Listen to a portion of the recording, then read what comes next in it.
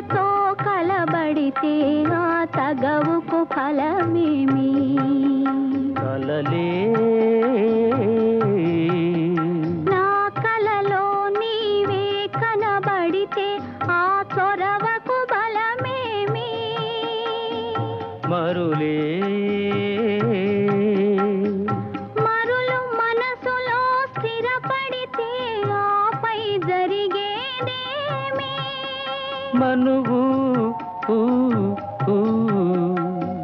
మనువై ఇద్దరు ఒకటైతే ఆ మనుగడ పేరేమి? సంసారం